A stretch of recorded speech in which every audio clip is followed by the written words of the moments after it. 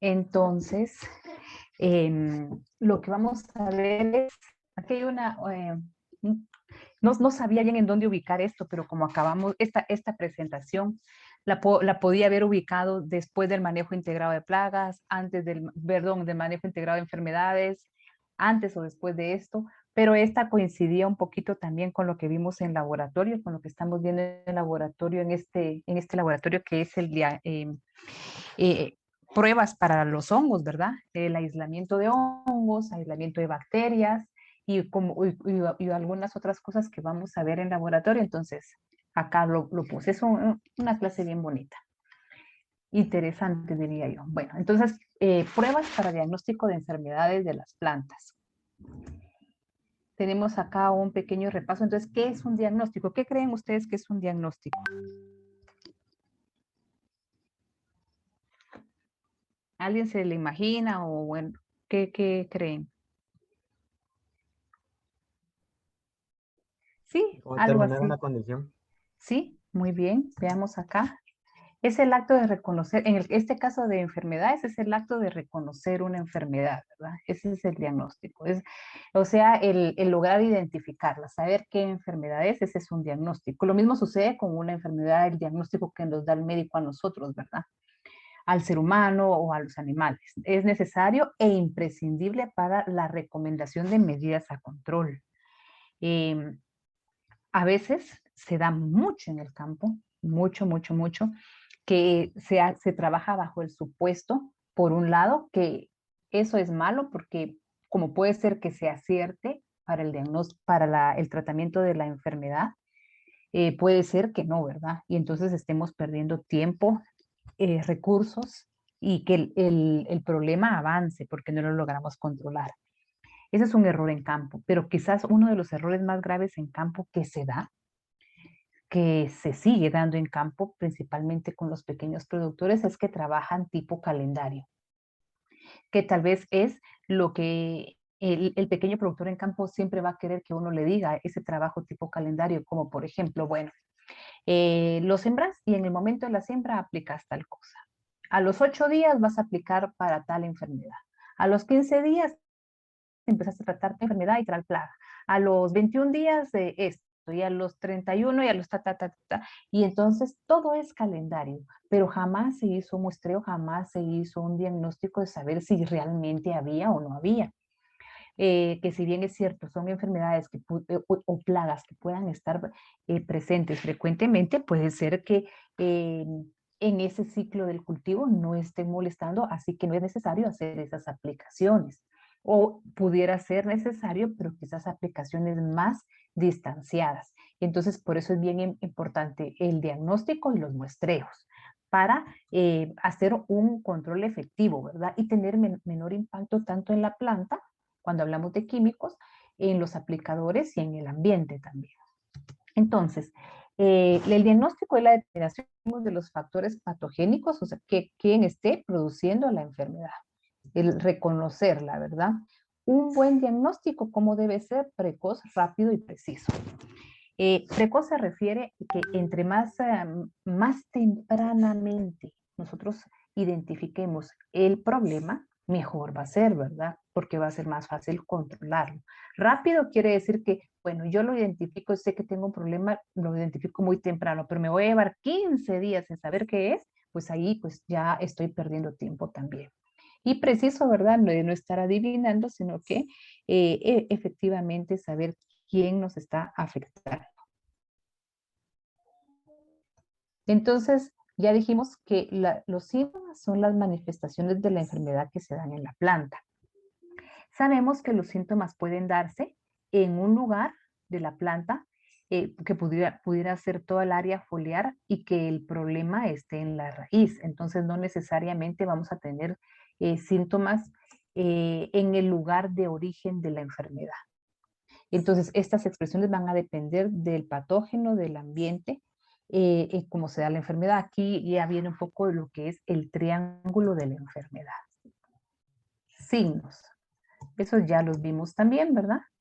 Los signos, las estructuras visibles del patógeno, cuando encontramos signos, pues va a ser mucho más sencillo poder identificarlo.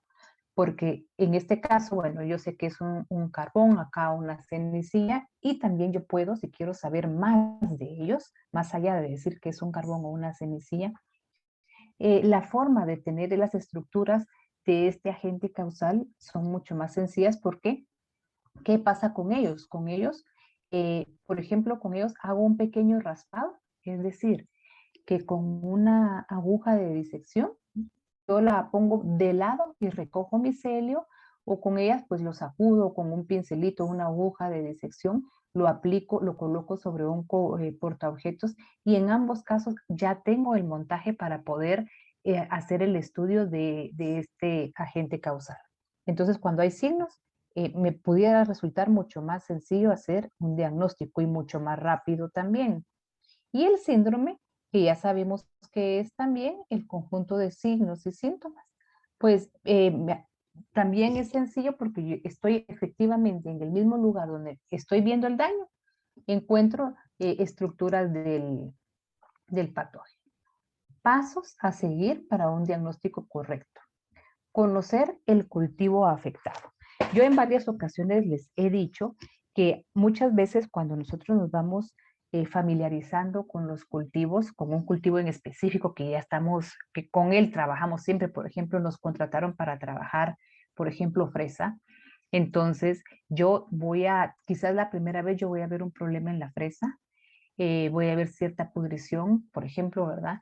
Em, eh, y tal vez no lo sepa en ese momento, hago el diagnóstico, pues yo, puede ser que se mande al laboratorio y bueno, me dice, bueno, eso es botritis. Botritis es muy común en fresa.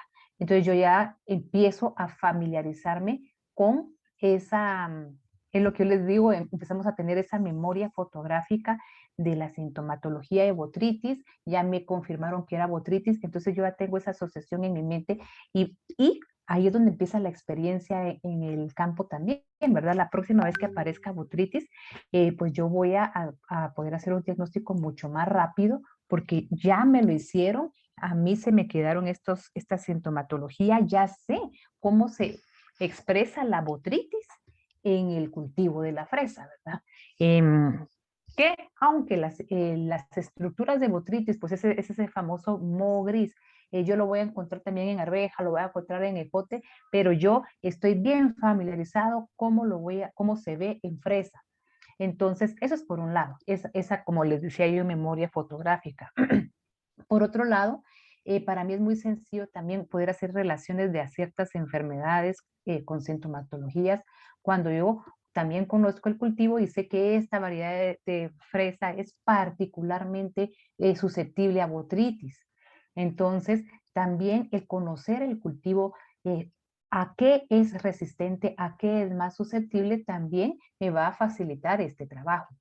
Conocer las condiciones del cultivo, ese requerimiento, por ejemplo, climático del cultivo, en qué condiciones se encuentra en campo, qué factores climáticos se están dando en campo en el tiempo en que tengo mi cultivo, y cómo entonces, por ejemplo, puedan afectar, porque si las condiciones climáticas no son las más adecuadas para botritis, perdón, para la fresa, entonces puede ser que el cultivo esté un poquito más expuesto, más susceptible a que se manifiesten ciertas enfermedades o a que lleguen nuevas plagas, pues dicho sea de paso, ¿verdad? A que sea más susceptible a plagas porque el cultivo no está en sus óptimas condiciones. Entonces yo necesito saber el cultivo, ¿verdad? En qué etapa fenológica del cultivo puede ser más susceptible a plagas y enfermedades, que también yo debo de saberlo.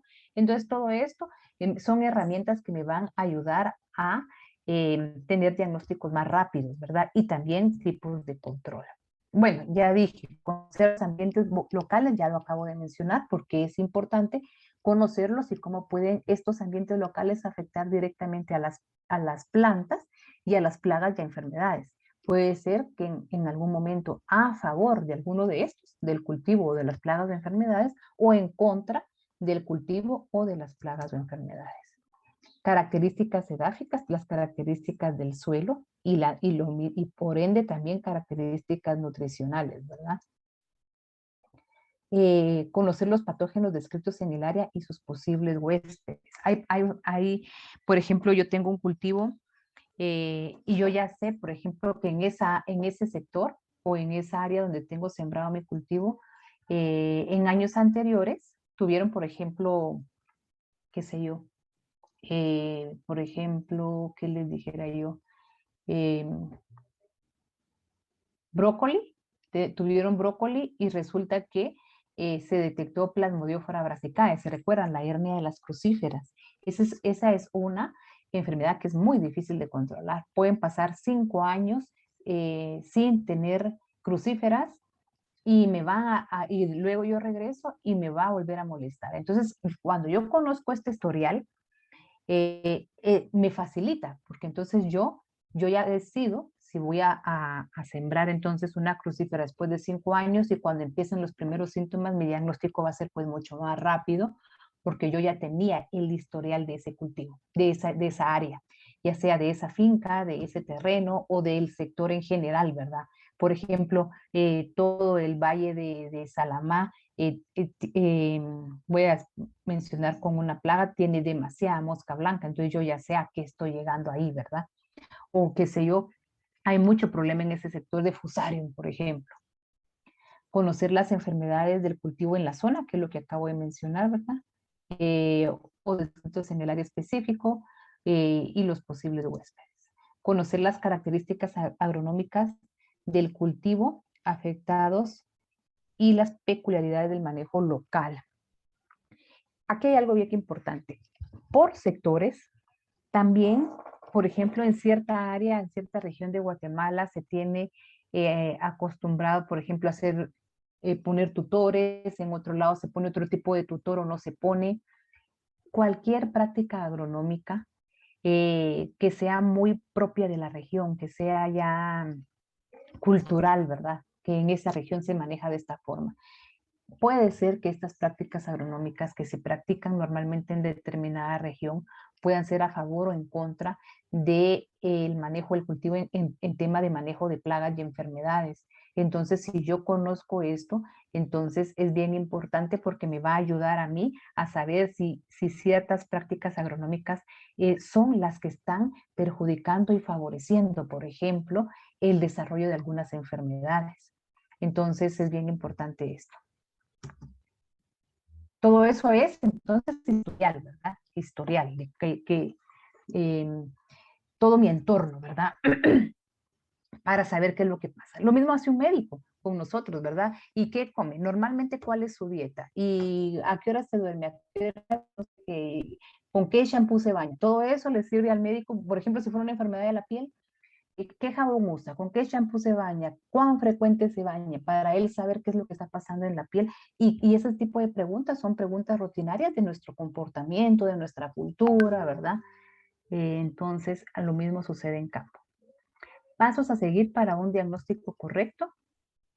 Entonces, estudio del problema, ¿verdad? ¿Qué hacemos? En campo, observamos las sintomatologías, los signos, el síndrome, todo lo que esté sucediendo. Cuando nosotros hacemos un diagnóstico en campo, inspeccionamos todo, ¿verdad? Tratamos de ver todo lo que está pasando, vemos todo el área foliar, de repente arrancamos alguna plantita para ver cómo está el sistema radicular de esa plantita.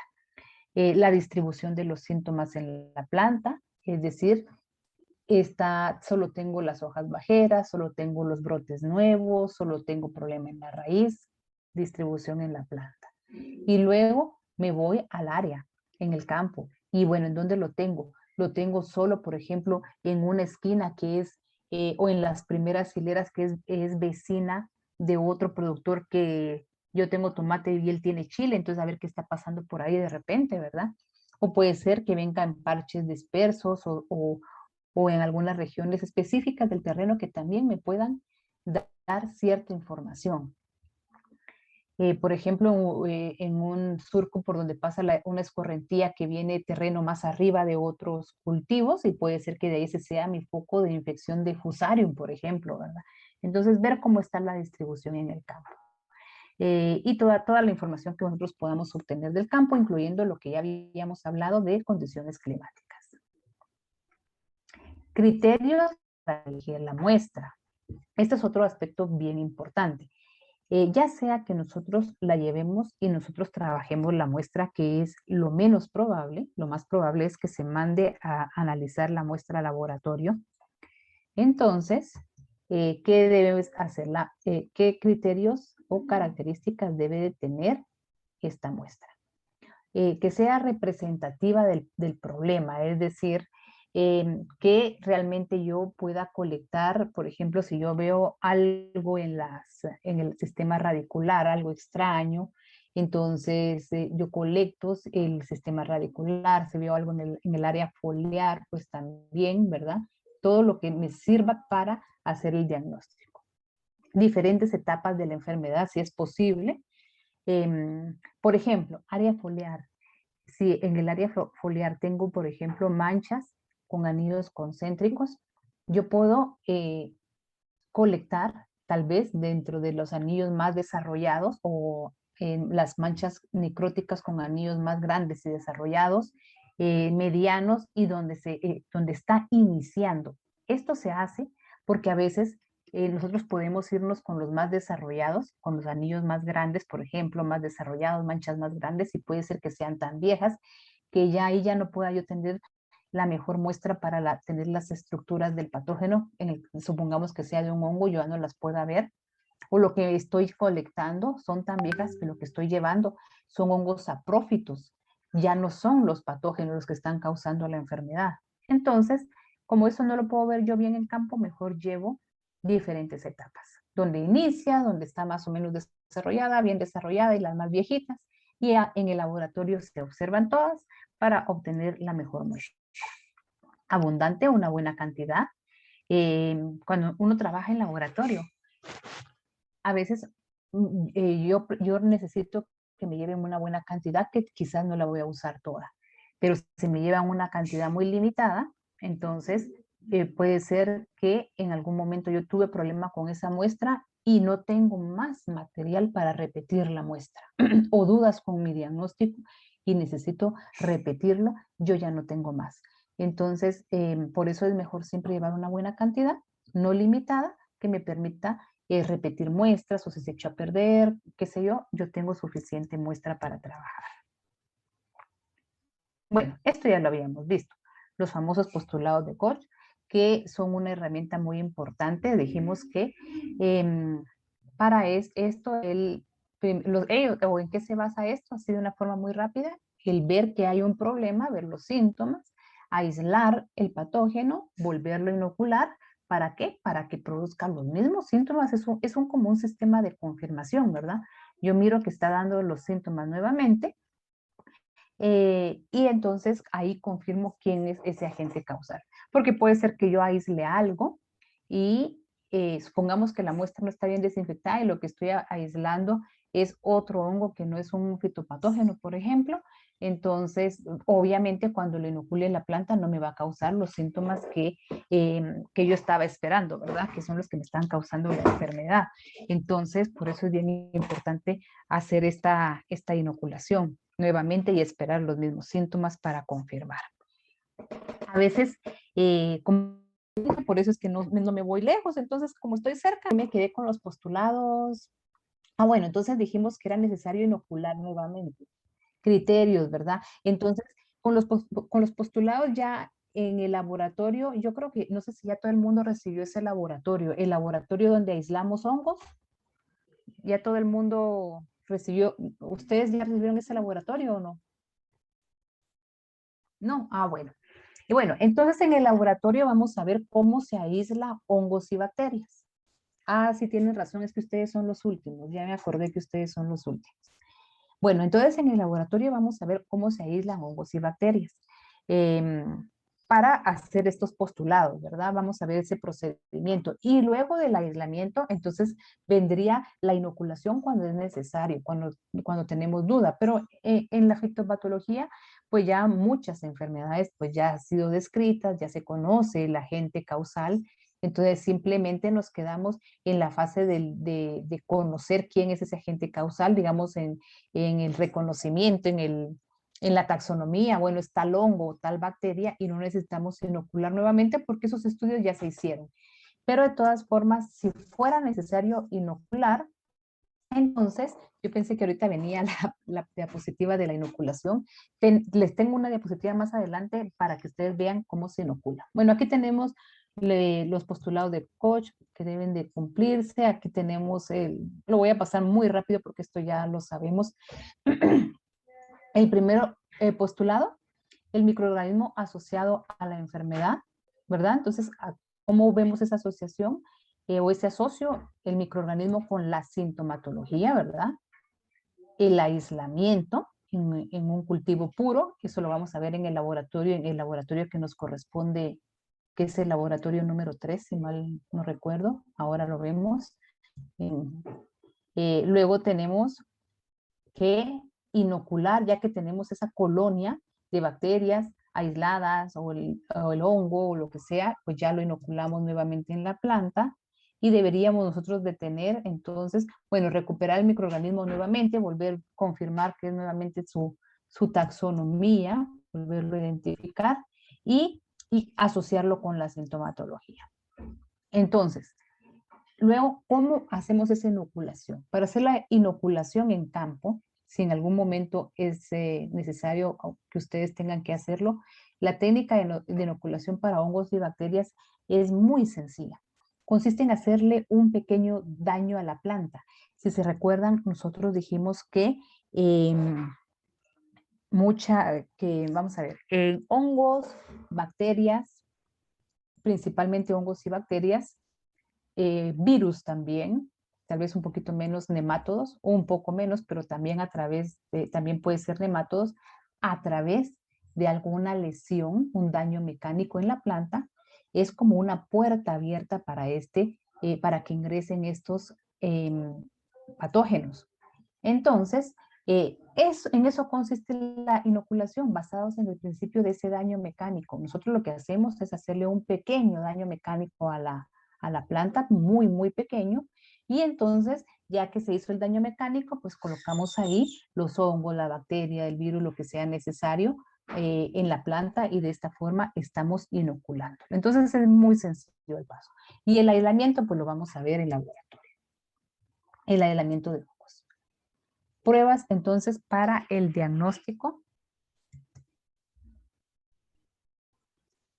Esta en algún momento yo se las había mencionado, es una cámara húmeda, pero nunca la había yo platicado despacio con ustedes. La cámara húmeda es muy sencilla, que se puede hacer con materiales caseros en campo. ¿En qué consiste? En que nosotros en una caja, bueno, voy a hablar con material de laboratorio y luego lo traducimos a cualquier otro material. Por ejemplo, en una caja Petri, yo puedo poner papel filtro o absorbente y lo humedezco y entonces ya encima coloco el material vegetal.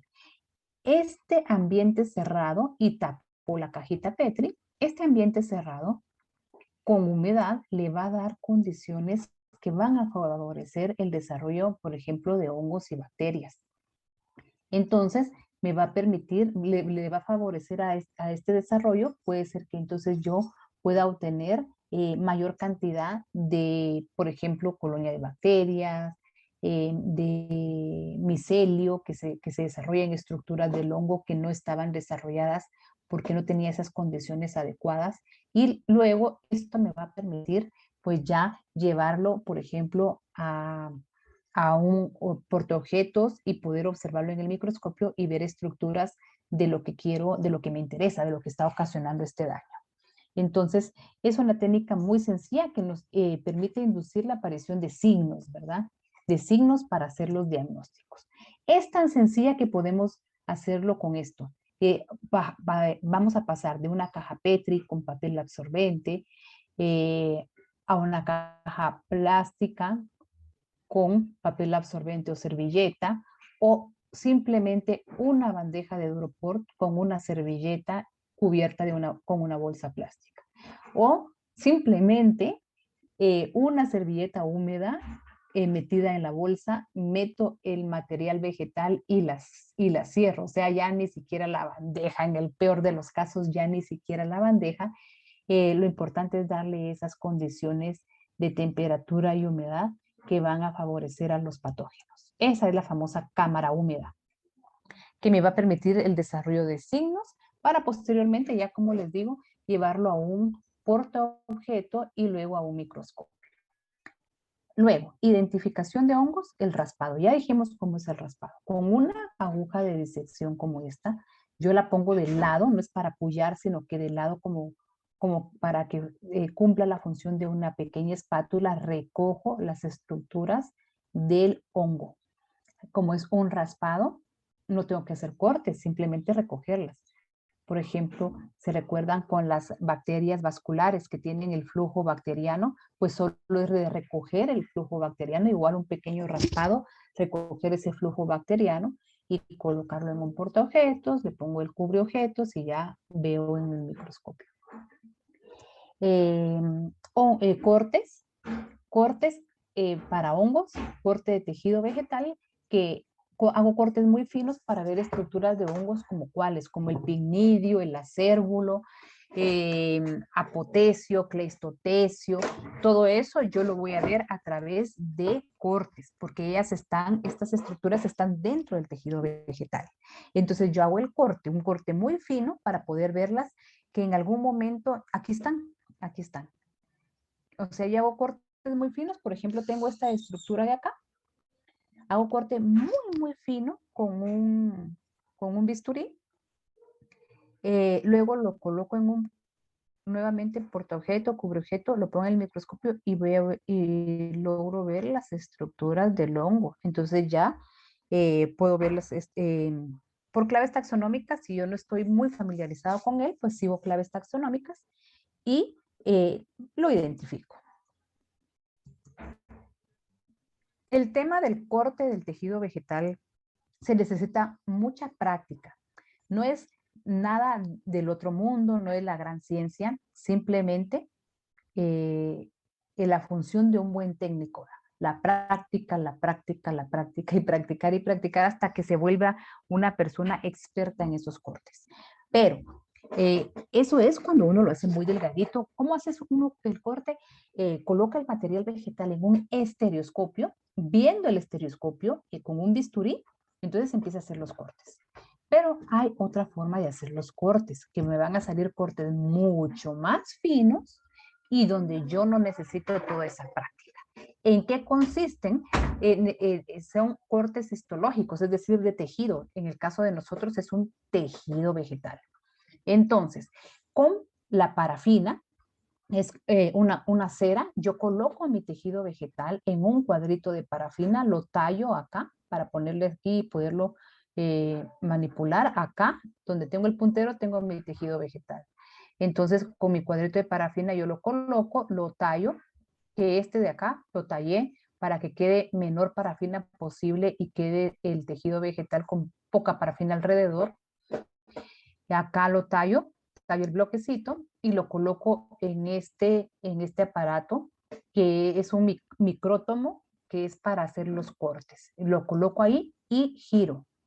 Al girar acá, con esta o aquí, va a ir saliendo, vean esta película que está acá. Es una película de corte y corte y corte y corte de tejido vegetal. Entonces, ya ni siquiera necesito ser un excelente técnico en cortes de tejido vegetal si yo tengo este material. Entonces, esta pequeña película yo separo, porque son muchos, los que aquí ya van muchos. Sí, miren, aquí van, imagínense, cada puntito negro es el tejido vegetal que han sido cortes repetitivos. Tal vez van 10 o más de 10. Entonces, ya agarro un pedacito de esto, lo monto y lo observo.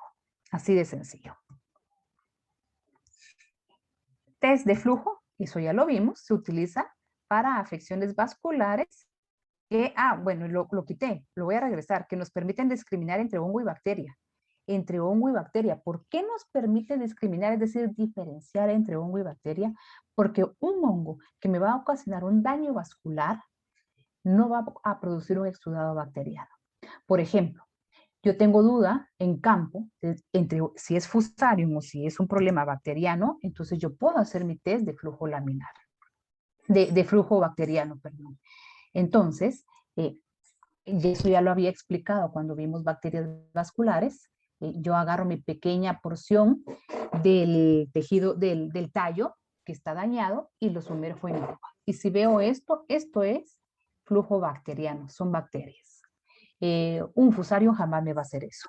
Un hongo no, pues no me va a ocasionar, no va a sacar ningún exudado, ningún líquido, es seco, es seco, digámoslo así, el daño en el tejido vascular, a diferencia de las bacterias. Entonces, para esto nos sirve, es un test tan sencillo que yo les explicaba cuando vimos bacterias, que bien lo podemos hacer con un beaker, una pinza, hacer los cortes con bisturí, hasta tan sencillo de que yo consigo un botecito vacío de una bebida de Coca-Cola, le quito la etiqueta, la parto, le echo agua, con la navaja hago el corte y el campo hago mi test. Así de sencillo.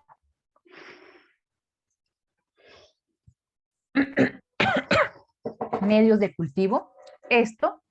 Parte de esto lo vamos a ver en laboratorio. Medios de cultivo. Voy a necesitar algunos medios de cultivo para identificar hongos y bacterias, para que se empiecen a desarrollar. Por ejemplo, el PDA, Papagari dextrosa, es un medio de cultivo ideal para hongos, para que se desarrollen los hongos. Agar nutritivo, medio general para que se desarrollen bacterias. El B de King o King B para las pseudomonas. El YDC para el Winia. Estos dos últimos pues ya son más específicos, ¿verdad? Los más generales, yo puedo partir de acá, hago una siembra con un PDA y con un agar nutritivo y puede ser que si es un hongo aquí no va a pasar nada y se desarrolla acá, ¿verdad?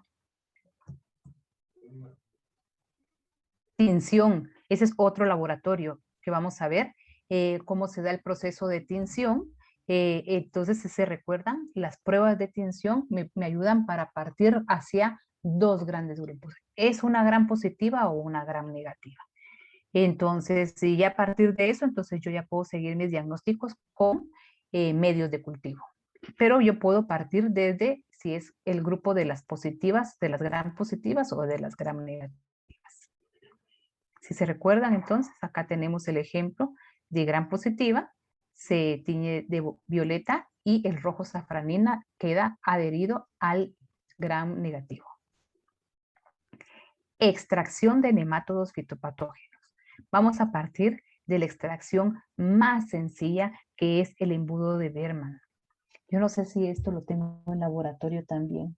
No me acuerdo del laboratorio de esto. Bueno, embudo de Berman es muy sencillo también.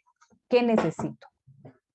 Obviamente mi embudo, el embudo que tenga una manguerita acá y una pinza que cierre el paso de la manguerita.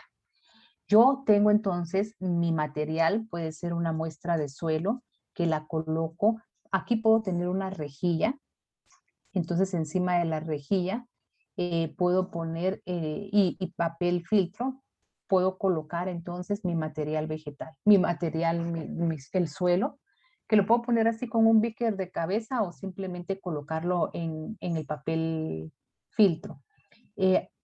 Esta parte de acá, para acá está sumergida en agua. El nemátodo, si se recuerdan, ya dijimos que tiene un movimiento muy bueno en agua. Él puede moverse fácilmente en agua. Entonces la idea es que el nemátodo se mueva en agua y empiece hacia abajo, a nadar hacia abajo, a precipitarse, por así decirlo. Aquí tenemos la rejilla que les decía, ve, aquí la podemos ver. Dígame, Andy. Ingeniera, disculpe, ¿será que podría volver a repetir esa diapositiva que se me trabó, mira? Bueno, esta misma que estoy viendo, esta misma. Sí, esa mera. Bueno, entonces les decía que el embudo de Berman es para la extracción de nemátodos. ¿Qué necesitamos? Vamos a necesitar el, el embudo, de ahí viene su nombre, ¿verdad? El embudo. Una manguerita que vamos a adherir al embudo acá, porque el embudo llega hasta acá, ¿verdad? Entonces le ponemos una manguerita y una pinza que cierre al embudo.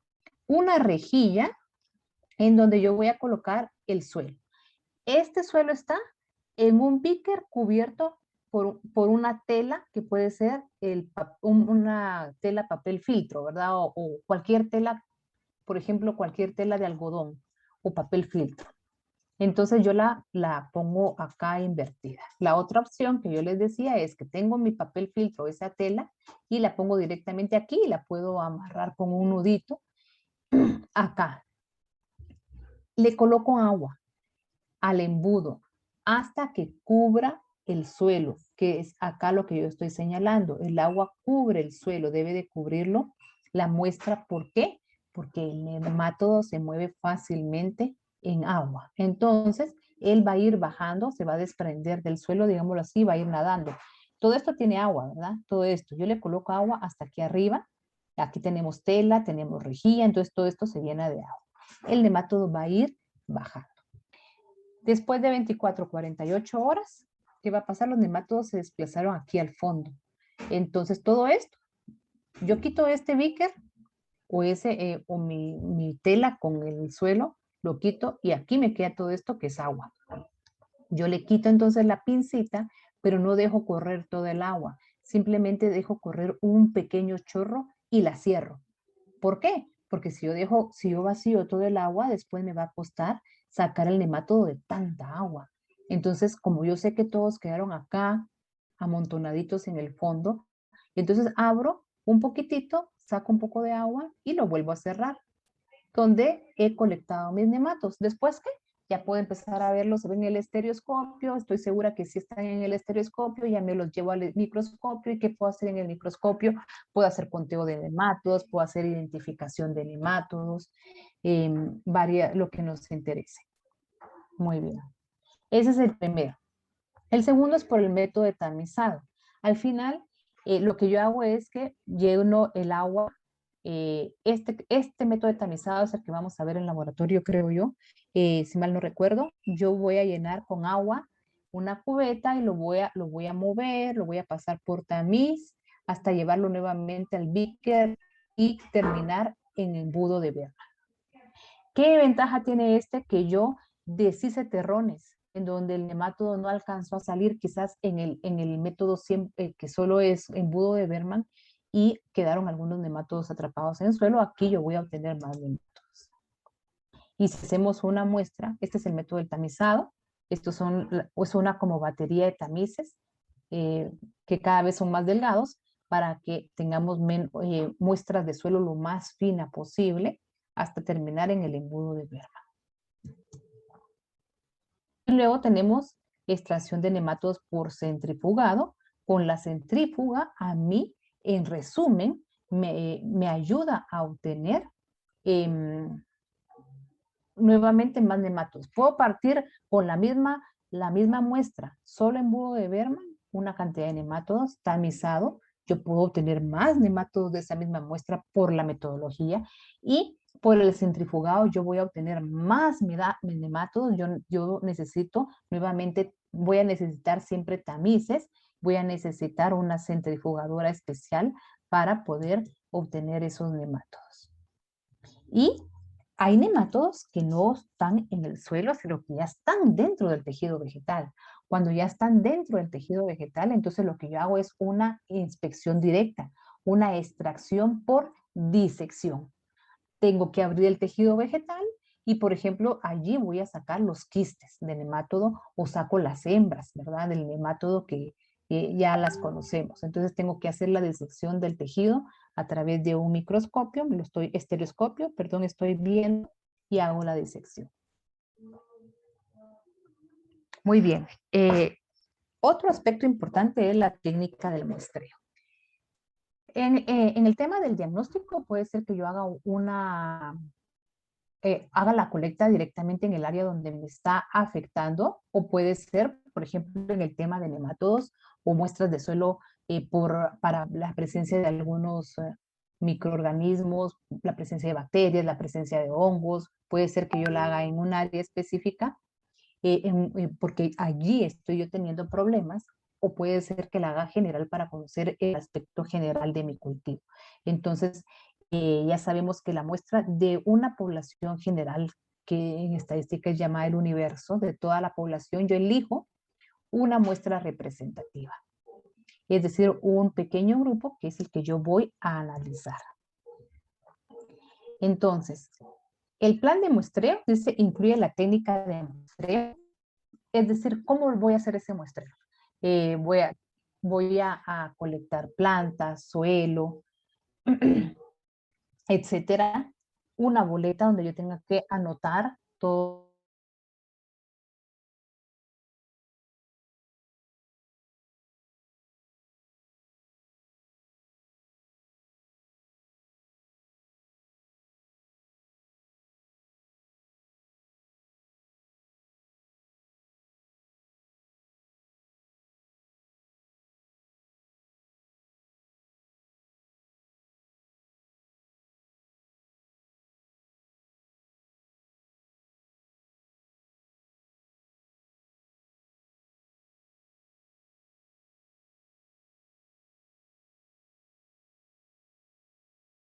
por donde yo voy a hacer el muestreo, por donde yo voy a pasar mis trazos de muestreo. Entonces, por ejemplo, acá, este es en forma de cruz en mi campo, en forma de zigzag, ¿verdad? En zigzag más unidos, mayor muestra. Eso yo lo decido. Método de muestreo, entonces, ¿qué debo de saber para hacer esto? Debo de conocer o de anotar la fenología del cultivo. Eh, Puedo hacerlo en cada etapa fenológica, puedo hacerlo antes de la siembra, puedo hacerlo solo en una etapa que es la etapa más susceptible o la etapa ya cercana a cuándo va a ser más susceptible. Entonces, son criterios que yo voy a tomar en cuenta. Pendiente de la parcela. Esto es bien importante porque el cambio de condiciones, por ejemplo, de pendiente, me puede llevar a hacer muestreos por sectores porque puede tener entre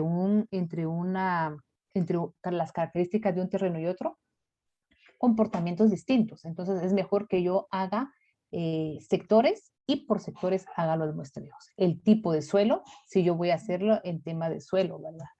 Y así todas las características que puedan ser variantes, que puedan influenciar en mi muestreo, considerarlas y tomar los criterios necesarios para hacerlo. Pendiente, como les había dicho, por ejemplo, acá puede ser que esta tenga una característica, esta tenga otra, esta de acá pegada, digámoslo así, a una zona boscosa, a diferencia de esta, puede tener otra y quizás aquí yo divido o anoto bien de dónde es cada muestra para saber qué pasó con las muestras de acá. Y así tengo mis subsectores de donde hice el muestreo y ya en cada uno de estos sectores o subsectores, entonces yo ya establezco la forma en que voy a hacer el muestreo. Por ejemplo, yo decidí que para todos va a ser zigzag. Entonces dice loma 1, que es esta, en zigzag, de esta forma, la 2, de esta forma, la 3, la 4 y así. Otras herramientas para hacer los diagnósticos son por pruebas moleculares, que ya vimos, ¿verdad? La famosa PCR, esa ya vimos en qué consiste. Entonces, con una PCR yo puedo identificar un hongo, puedo identificar bacterias, si son virus o cualquier otro organismo con PCR. Insectos, plagas y enfermedades, puedo yo hacer diagnósticos moleculares a través de la PCR, a través de ELISA, puedo hacer diagnósticos de virus. Para la toma de la muestra, ya dijimos que, si se recuerdan, una muestra representativa, una buena cantidad, entonces yo la coloco en una bolsa plástica con papel húmedo para que siga teniendo condiciones adecuadas de esta muestra. La coloco en una hielera, de preferencia que tenga hielo, ¿verdad? Una boleta de colecta que tenga toda la información que sea necesaria, área de colecta, día de colecta, hora de colecta, características del cultivo, del suelo, el clima, etcétera. Aquí tenemos, bueno, aquí sigue todas las características que les había dicho. Así le pongo yo, asigno código, el código, lugar, cultivo, etapa fenológica, nombre de la muestra, fecha, hora, etcétera. Todas las observaciones bien identificado. Esta es una ficha para hacer muestreos en campo.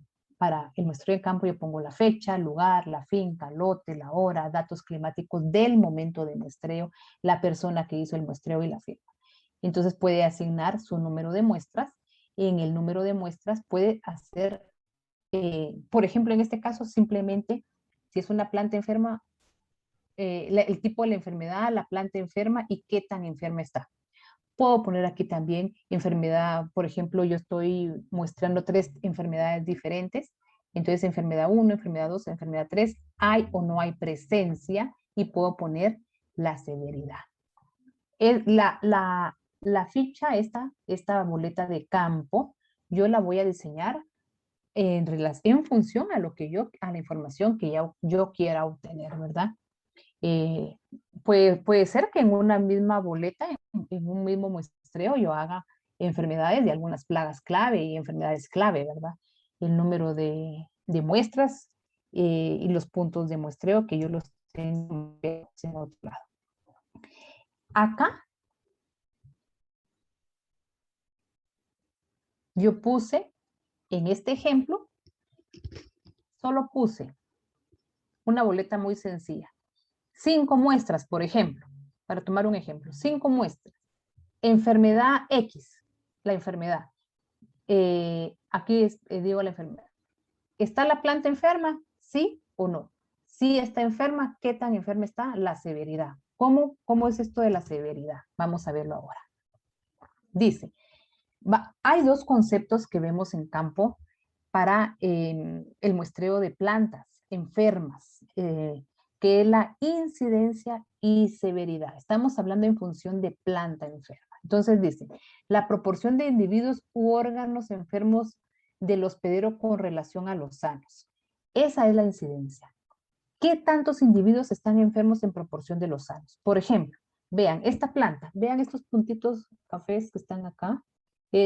Vamos a asumir que esa es la enfermedad. Y vean esta, está enferma. Y esta que solo tiene 1, pero también está enferma. Entonces, de 4 plantas en total que tengo sembradas, 3 están enfermas. Entonces, ¿cómo se calcula la incidencia? Tengo una planta sana, tengo 3 enfermas, el 75% incidencia quiere decir que el 75% son plantas enfermas. Hay plantas enfermas. Es decir, la incidencia, dicho de otra forma, la incidencia es del 75%. Si yo les digo a ustedes que la incidencia es del 75%, simplemente estoy hablando de que el 75% de mi cultivo son plantas enfermas. ¿Qué tan enfermas? No estoy diciendo qué tan enfermas están. Simplemente hay presencia de enfermedad. Esta está enferma, claro que esta está menos enferma que esta, porque esta está enferma acá, está acá. Y esta está menos enferma que esta, porque esta está aquí, aquí, aquí y acá. Pero yo no estoy viendo eso. Simplemente enferma o sana. 3 enfermas, no importa qué tan enfermas, y una sana. Esa es la incidencia. Y la severidad, ¿quién me dice la hora? No tengo cómo verla. Las 9:37. 9:37. Ah, bueno. ¿Y a qué hora se acaba la clase? Que tampoco me acuerdo. A las 10. Ah, va, perfecto. Entonces estoy súper bien. Entonces, bueno, y luego tenemos esto que es la severidad. Bueno, ¿se recuerdan que dijimos que teníamos de las plantas anteriores? Teníamos, no importaba qué tan enfermas estuvieran, yo la incidencia la veía enferma o sana y punto, ¿verdad? La severidad es diferente. La severidad me dice, ahí sí voy a considerar yo qué tan enfermas están. Dice, proporción de la superficie o área afectada por el hospedero.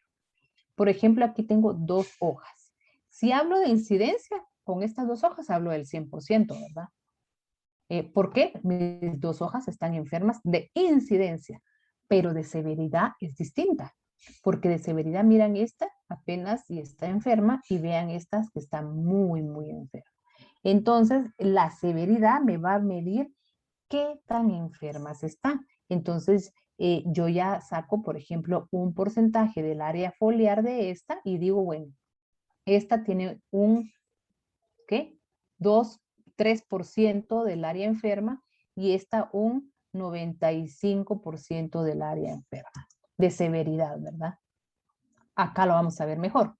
Severidad por el área foliar. Entonces, aquí tengo el porcentaje de área foliar. Aquí tengo alternaria citri. Entonces, para conocer el porcentaje de severidad, entonces yo hago un mapeo. Hago como una cuadrícula imaginaria en mi hoja, porque esta cuadrícula me va a facilitar poder sacar un porcentaje. Si yo no hago la cuadrícula, es más difícil que yo mantenga los porcentajes más uniformes. En cambio, de esta forma, entonces yo ya puedo asignarle un porcentaje a esto. Por ejemplo, acá le puedo este porcentaje 12.5, 12.5, 12.5, 12.5 y así.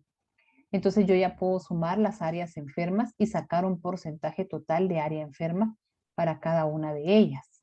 Esa es la forma más fácil de calcular la severidad. Aquí tengo otro ejemplo. Por ejemplo, en campo, nosotros podemos ir nosotros o mandar a una persona que va a hacer este muestreo y le doy este mapa. Entonces, vea usted va a ver la planta y va a ver, si las hojas están así, usted le va a poner 0%. Si la mayoría de las hojas está así, usted le va a poner 25%. Y así se va. Y lo mismo, esto es a través de la experiencia de cómo se va a ir manifestando la enfermedad. En este caso, estamos diciendo que la enfermedad inicia por acá y va bajando hasta que cubre la planta. En este otro caso, mi forma de mapearla, yo le puedo dar, o yo puedo llevar mi mapa o darle a una persona que está aquí abajo, porque yo sé que la enfermedad en esta planta se va manifestando, inicia así, luego es dispersa, así, y sigue hasta llenar la hoja. Yo necesito saber cómo se va a comportar la enfermedad para poder hacer este tipo de esquemas que me van a ayudar a hacer los muestreos en campo. Muy bien. No sé si alguien tiene alguna duda.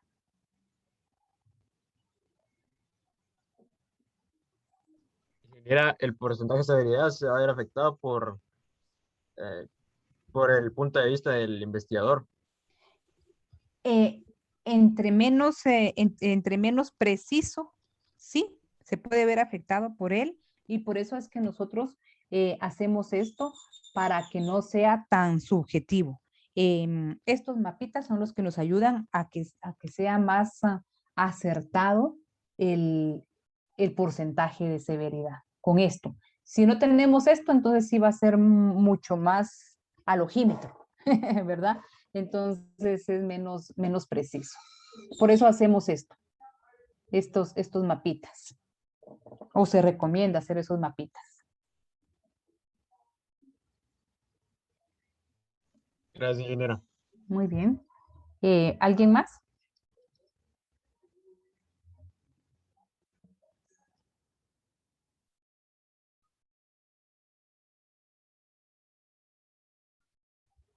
Por eso usted hace los mapitas, se recuerdan Alternaria citri. Alternaria citri no abarca toda la hoja. Entonces usted hace el mapa, por ejemplo, si llega hasta acá, estos dos ya no los haría y los síntomas quedarían en estos dos, nunca. Creo que ya. A veces ese porcentaje de incidencia, de severidad, no va a estar en función 100% del área total de la hoja afectada. Solo voy a ingresar a estudiantes. Deme un segundo. No me voy a concentrar en que va a abarcar toda la hoja porque posiblemente ella nunca va a abarcar toda la hoja, pero sí yo puedo hablar de severidad en el número de hojas dañadas. Entonces yo puedo poner el qué tan dañadas están, por ejemplo, acá o acá, o este y este.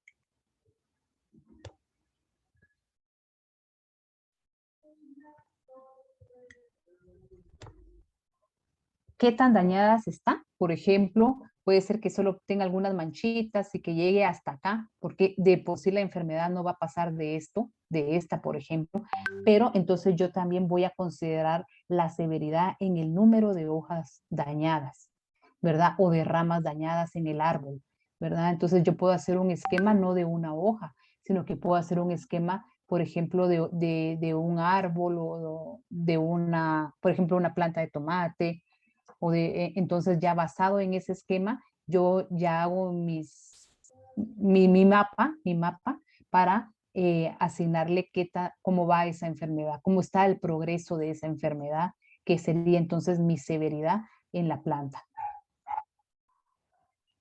Acá está el ejemplo a nivel de hoja, pero yo no necesariamente lo voy a hacer a nivel de hoja, sino que lo voy a hacer a nivel, por ejemplo, de planta, porque la enfermedad no se manifiesta así, llenando la hoja, sino que digamos que estas serían plantas, ¿verdad? No sé si quedó claro. Muy bien. ¿Alguien más?